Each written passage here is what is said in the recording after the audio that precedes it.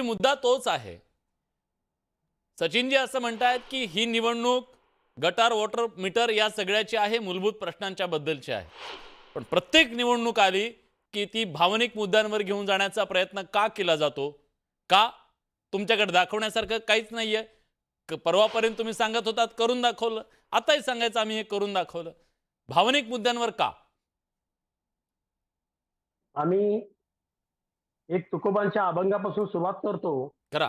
भारतीय जनता पार्टीच्या ह्या बेजबाबदार सरकारच्या ज्या काही पद्धती आहेत, ती अशी सुरुवात आहे की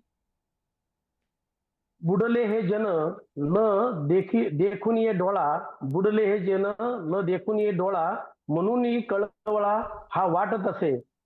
या भारतीय जनता पार्टीने किमान विकासाच्या मुद्द्यावर बोलू नये। महाराष्ट्रातली मायबाप जनता ही तुम्हाला पाहत आहे। कारण आज एका शेतकऱ्याने आपली स्वतःची किडनी विकली, हा तुमचा विकास हे लक्षात ठेवा महाराष्ट्रासाठी। राहिला विषय मुंबई, मराठी माणूस, मुंबई हिंदुत्वाची, महाराष्ट्राची, तर होय, मुंबई ही मराठी माणसाची आहे, ती मराठी माणसाचीच राहणार आहे।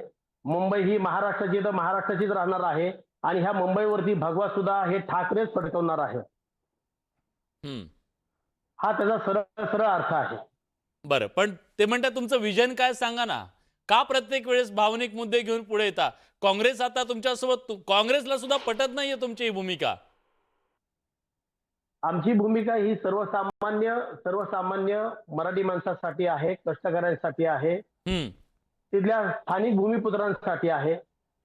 आणि 100% आम्ही त्यांच्यासाठी जो विकासाचा मुद्दा आतापर्यंत येणाऱ्या काळामध्ये जी भारतीय जनता पार्टी, जे लोकनेते गोपीनाथजी मुंडे साहेबांच्या विचाराची जी भारतीय जनता पार्टी होती, आदरणीय प्रमोदजी महाजन साहेबांच्या विचाराची जी आमच्या शिवसेनेच्या रक्ताची युती होती, ती आता युती ह्यांच्या विचारांमध्ये नाही आहे। ह्यांच्या विचारात भेळमिसळ झालेली आहे। त्यांच्या नावाखाली आतापर्यंत आमच्यासोबत यांनी युत्या करून आतापर्यंत त्यांना जागा किती मिळालेल्या होत्या? तर 83 जागा मिळाल्या होत्या, बरोबर?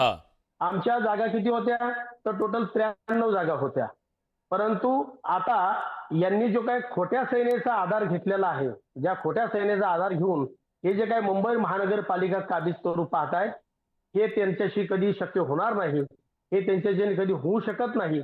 कारण या मराठी माणसाचा आणि मुंबईचा विकास हे आतापर्यंत ठाकरेंनी केलेला आहे, करून दाखवलेला आहे।